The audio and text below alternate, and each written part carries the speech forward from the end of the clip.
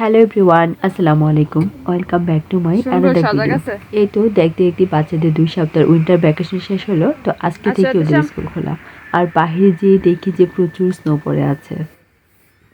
দেখছো কত স্নো? এই এই তুমি ইচ্ছা করে করলে কিন্তু তোমার আরো ভিজে যাবো।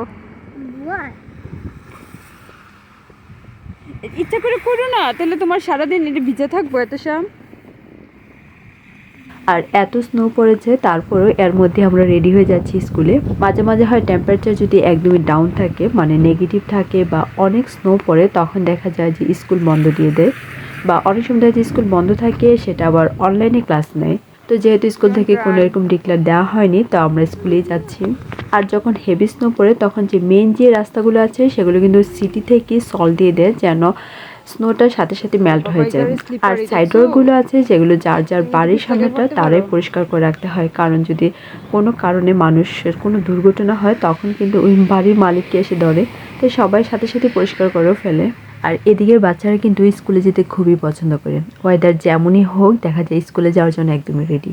বরঞ্চ দেখা যায় যে যদি কোনো কারণে স্কুল বন্ধ থাকে বা যে ভ্যাকেশনগুলো থাকে, তখন দেখা যায় যে বাসায় থাকতে একদমই পছন্দ করে না। আর স্নোর কথা কি বলবো, বাচ্চারা তো স্নো খুবই পছন্দ করে। যখনই দেখে স্নো পড়ছে তখনই বলবে যে ও তো অনেক স্নো পড়ছে, তাহলে স্নোম্যান বানাবো বা স্নোর মধ্যে গড়াগড়ি করা, মানে খুবই পছন্দ করে এই বিষয়গুলো।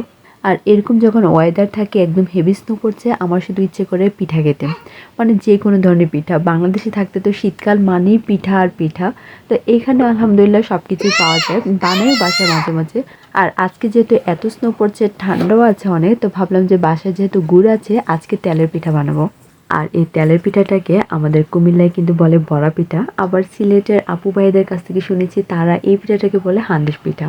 আসলে এই একই পিঠা, তেলের পিঠা, হান্দিস পিঠা, বড়া পিঠা, যেই নামই হোক না কেন, কিন্তু এই পিঠাটা খেতে অনেক অনেক মজা। আর আমাদের কুমিল্লার মানুষ কিন্তু নতুন জামাই আসলে সকালের নাস্তা হিসেবে মাস্ট এই তেলের পিঠাটা রাখে।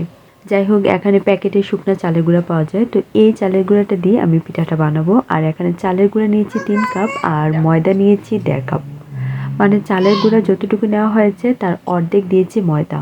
আর যদি শুধুমাত্র চালের গুঁড়া দিয়ে এই তেলের পিঠার ব্যাটারটা তৈরি করা হয়, তখন কিন্তু পিঠাটা অনেক ফুলে না, বা অনেক সময় দেখা যায় অনেক শক্তও হয়। তো যদি চালের গুঁড়ার সাথে অর্ধেক পরিমাণ ময়দা দিয়ে এই ব্যাটারটা তৈরি করা হয়, তাহলে কিন্তু খুব সুন্দরভাবে পিঠাটা ফুলেও আবার নরমও হয়। আরেকটা কথা হচ্ছে, এই পিঠাটা না একটু ট্রিকি, মানে সবার হাতে হতে চায় না এই পিঠাটা। অনেক সময় দেখা যায় যে অনেকেই বলে যে সেম রেসিপি ফলো করেছি কিন্তু আমার পিঠা ফুলছে না বা হচ্ছে না ওরকমভাবে, এত সুন্দর হচ্ছে না। আলহামদুলিল্লাহ, আমি যতবার পিঠাটা বানিয়েছি খুব সুন্দরভাবে পিঠাটা হয়েছে, এবং কি আমার ইনলস ফ্যামিলি সবাই খুব পছন্দও করে এই পিঠাটা। আমার কাছে মনে হয় ব্যাটারটা তৈরি করার সময় যদি এই রেশিওটা ফলো করা হয়, তাহলে মনে হয় সবার হাতে পিঠাটা হবে। মানে যতটুকু চালের গুঁড়ো নেওয়া হয়েছে তার অর্ধেক যদি ময়দা দিয়ে ব্যাটারটা তৈরি করা হয়, তাহলে ইনশাল্লাহ সবার হাতেই হবে, আমার কাছে মনে হচ্ছে। আর এদিকে কিচেনে হেল্প করার জন্য আমার মেয়ে সবসময় রেডি। আমি যখনই কিছু বানাই না কেন বা কিচেনে কাজ করি, ওর সাথে সাথে আমার সাথে থাকবে। করে ওর এত এত খেলনা আছে, কিন্তু কিচেনের জিনিসপত্র দিয়ে ওর খেলতে পছন্দ, মানে হাঁড়ি পাতিল, তারপর চামিচ, যা যা পায় আর কি, সেগুলি হচ্ছে ওর খেলনার জিনিস। তো ও সব সময় কিচেনে যখনই আমি কিছু করি, ওর সাথে সাথেই আমার থাকবে। থামো না রে মা। আর তেলের পিঠার ব্যাটারটা কিন্তু আমি খেজুরের গুড় দিয়ে করেছি, তো গুড়টাকে গলিয়ে শিরা তৈরি করে নিয়েছিলাম, তারপর ব্যাটারটা তৈরি করেছি।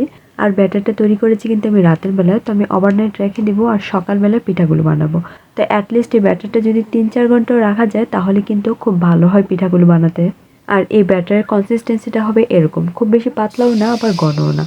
আর এই ব্যাটারটা বানানোর সময় কিন্তু হাত দিয়ে খুব ভালো করে মাখিয়ে নিতে হবে, বা হ্যান্ড উইক্স দিয়েও করা যায়। আর অনেক সময় যেটা করি, বিটার দিয়ে এটা গুলিয়ে ফেলে, তখন যেটা হয় যে বেশিক্ষণ নাড়ার কারণে অনেক ফ্লাফি হয়, পিঠাটা অনেক ফুলে। আর তেলের পিঠা বানানোর সময় প্রথম দিকে পিঠাগুলো অনেক সময় হতে চায় না, এতে দুশ্চিন্তার কিছুই নেই। কারণ অনেক সময় দেখা যায় কড়াইয়ের কারণে বা তেলের কারণেও হয় না, কারণ তেলটা যদি প্রপারলি গরম না হয় তখনও কিন্তু পিঠাটা ফুলে না।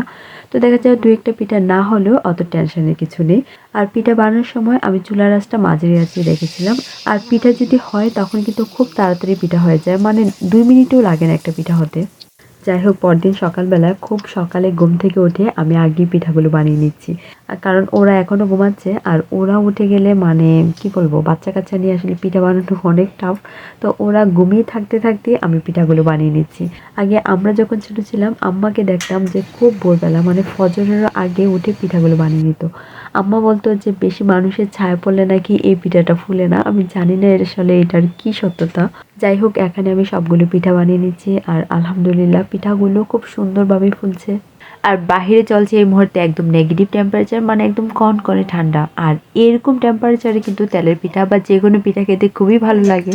আর পিঠা বানাচ্ছি আর মনে মনে ভাবছি যে আগে যখন দেশে ছিলাম তখন তো আম্মা আমাদের জন্য পিঠা বানাতো, আর এখন আমি বানাই বাচ্চাদের জন্য।